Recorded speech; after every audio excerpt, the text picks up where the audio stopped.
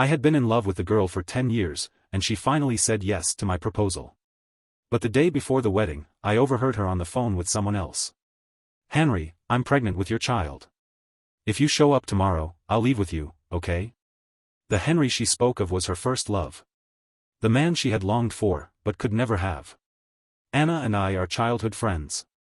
Since I was 16, when I first started to feel something for her, I had always been in love with her. A year ago, Anna Collins finally agreed to be with me, and just a month ago, she said yes to marrying me. The day before the wedding, the excitement and nervousness swirling in my chest kept me awake, restless. Despite Anna's request that we shouldn't meet the day before the wedding, saying it was bad luck, I couldn't resist. I had to see her. I quietly made my way to her house, and just as I was about to call her to let me in, I overheard voices from inside. A sliver of light peeked through the door, which wasn't fully shut. Anna's voice, tinged with an indistinct sob, reached my ears. "Henry, you finally picked up my call. I'm getting married tomorrow, but I still love you. I'm pregnant with your child. If you still love me, will you come to the wedding tomorrow? If you show up, I'll leave with you." I had known Anna for over 20 years, and I knew every expression on her face like the back of my hand. Even though I couldn't see her face now, I could picture her eyes brimming with tears, her brow furrowed slightly, her expression one of hurt and sadness. The kind of look I hated seeing most. It was the same look she wore when she was about to spend the rest of her life with me. I took a deep breath, forcing my body to stop trembling. Leaning against the cold wall, I fumbled to pull out a cigarette. Henry. He was Anna's high school classmate, her first love. Their love had been passionate and wild, the kind everyone knew about. But they were torn apart later, unable to survive the resistance and threats from Anna's parents. Throughout her 4 years of college, Anna never stopped thinking about Henry. I was more than willing to be there for her, comforting and staying by her side. Even if she didn't love me, I accepted it. So, when she asked me to be with her after graduation, I felt like I had become God's favorite. The moment I held Anna in my arms, it felt like I had the whole world. I loved her so deeply, I was willing to give her everything I had in my life. But the voices inside continued. Anna was still pouring out her feelings to Henry, the love and regret in her words so clear. I felt like a coward, sneaking around like a thief, eavesdropping on Anna's soft, unclaimed words. The smoke from the cigarette stung my nose, and I couldn't hold back a cough. "Who's out there?" By the time my brain processed what was happening, I had already stepped sideways into a nearby stairwell.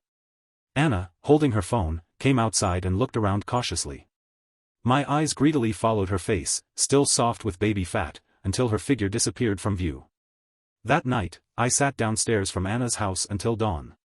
Cigarette butts piled up around me, one after another, while memories of all the years I spent with Anna played on a loop in my mind.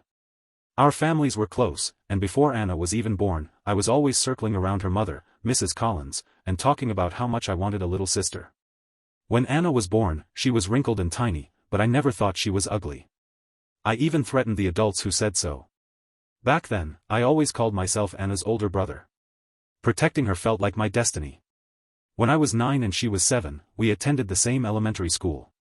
On the first day of class, a clueless boy picked on her.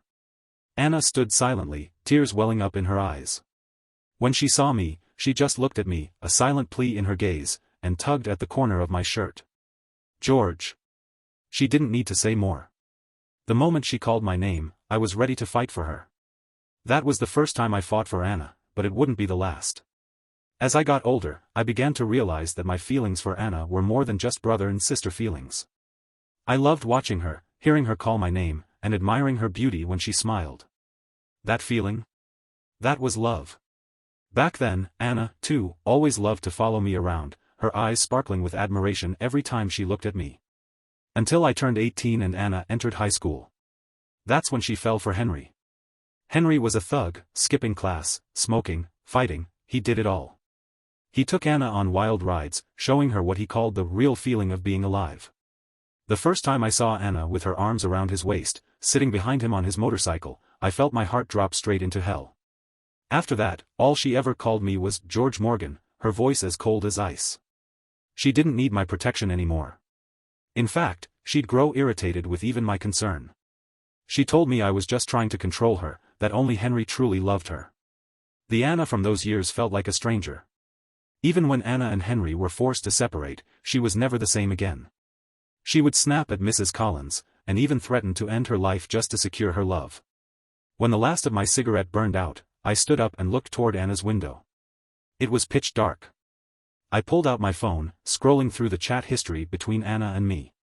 Ever since we got together a year ago, I made sure to say good morning every day, update her on my plans, take her out for walks, buy her anything she wanted.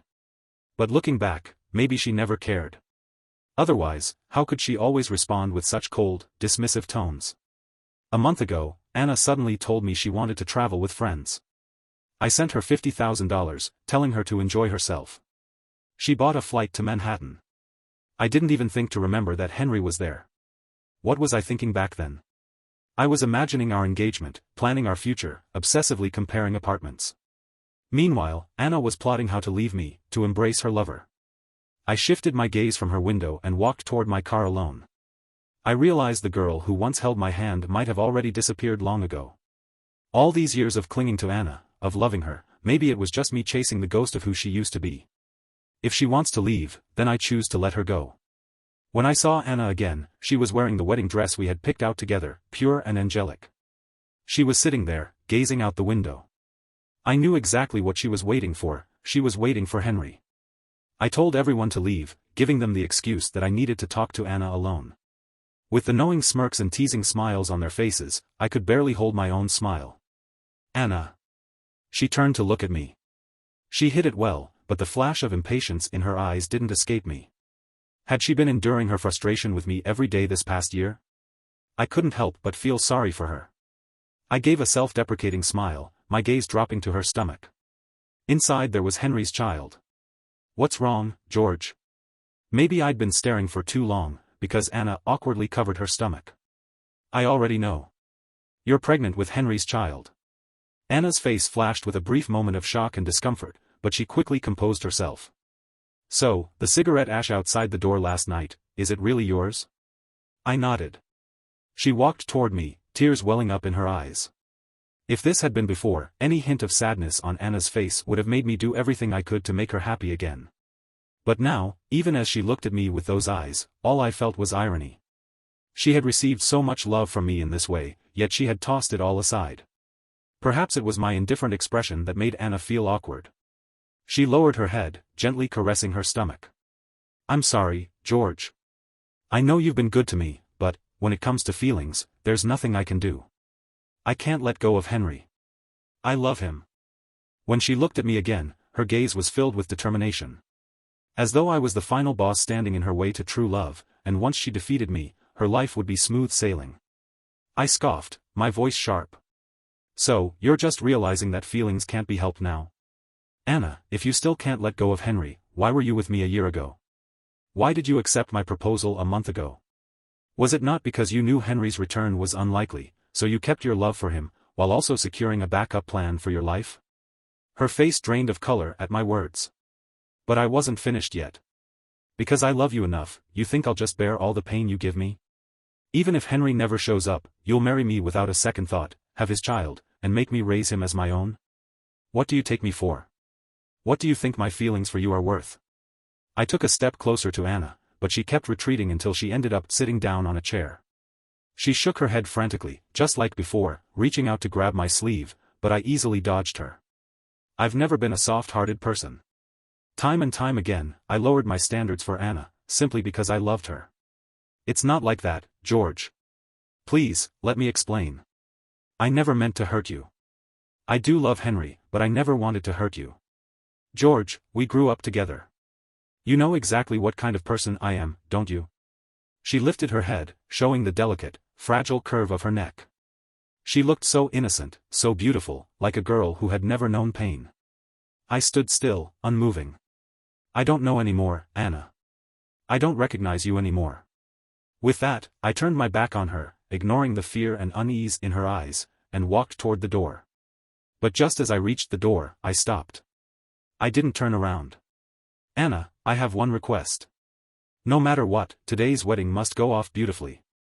What you choose to do with Henry is none of my concern. We can divorce tomorrow if you wish. But you absolutely cannot do anything to hurt my parents or yours at the wedding. If you do, I will make you regret it. We both knew how much our parents had been looking forward to this wedding. And with their age and health deteriorating, I didn't want any accidents that could harm their well-being.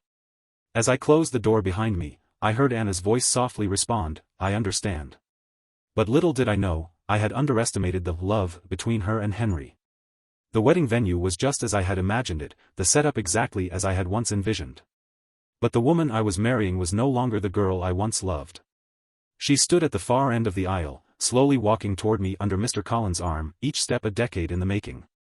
For 10 years, I never stopped loving her. But she couldn't bear my love. "George, I'm entrusting Anna to you." Mr. Collins' eyes shimmered with tears. In the end, I reluctantly took Anna's hand. Her hand was ice cold. Even when we stood beside the officiant, she kept stealing glances toward the door. Finally, as I was about to slip the ring onto her finger, the doors at the back of the hall were flung open. Everyone turned to look. There he was, Henry, the one Anna had always dreamed of. Dressed in a gray t-shirt, his hair slightly longer, covering his eyebrows, he had a lanky, almost gloomy air about him. But Anna didn't hesitate for a moment, she smiled radiantly, her face lighting up like a sunbeam. "Anna, I came as promised. What about you? Will you come with me?" He took a step forward, extending his hand to her. Anna's steps faltered immediately. I could feel it, and I reached out, grabbing her wrist. "Anna, don't forget what you promised me." I lowered my voice, afraid my parents seated in the audience would hear. But Anna didn't even hesitate. She pulled her hand free and, without a second thought, threw herself into Henry's arms. He embraced her and began walking toward the door. At that moment, Mr. Collins and the others finally reacted. Mrs. Collins stood up, shouting at Anna, "Anna! What are you doing? If you run away from this wedding today, we'll disown you." Henry's steps slowed, and Anna, still in his arms, finally cast a glance at her parents. But that look was as cold as ice. "Why can't you ever learn to respect me? Why can't you respect my feelings? I'm a living person, not a pet you keep caged." That was her last words to Mrs. Collins. No matter how many people tried to stop her, Anna never hesitated. I stood at the altar, the white suit on my body and the ring in my hand, feeling like a cruel joke. She had broken her promise. And with it, she had drained the last of my feelings for her. "What's wrong? Don't scare me." Mrs. Collins' voice snapped me out of my thoughts. I looked at Mr. Collins, only to see him clutching his chest, gasping for air, his face twisted in pain. I quickly rushed to him, steadying his body. I turned to Mrs. Collins, urgency in my voice. "Call an ambulance." Her eyes filled with tears, hands trembling. "George, Don't say it. Anna is Anna, and you are you. You've watched me grow up since I was a child. No matter what, you'll always be the elders I respect the most." Mrs. Collins nodded through her tears, dialing the phone. My father placed a hand on my shoulder, his cloudy eyes filled with approval. I knew that losing love was painful, but my life had to go on. I wasn't like Anna, who saw love as the ultimate pursuit of life. The doctor said that Mr. Collins had suffered from a sudden attack due to a surge of blood pressure and would need a long period of rest, with no further emotional strain. After settling him in, Mrs. Collins came out of the room to find me. Her eyes were red from crying, and despite wearing a beautiful gown, her exhaustion was evident. "George, Anna is sorry for you, don't worry, when she comes back, we will definitely teach her a lesson. She's a stubborn child, but at her core, she's still good. I still hope that you too." Mrs. Collins didn't finish, but I understood her meaning. She and Mr. Collins had always hoped that Anna and I would be together, not only because they had known my parents for many years, but also because they had seen how much I cared for Anna. But this time, I wasn't going to turn back. I gently took Mrs. Collins' hand and sighed. "I'm sorry, but I can't continue being with Anna." Her expression was shocked, and she quickly asked, "Why? Is it because Anna ran away from the wedding?" "Don't worry, we'll make sure to teach her a lesson. This won't happen again. She's pregnant. The child is Henry's."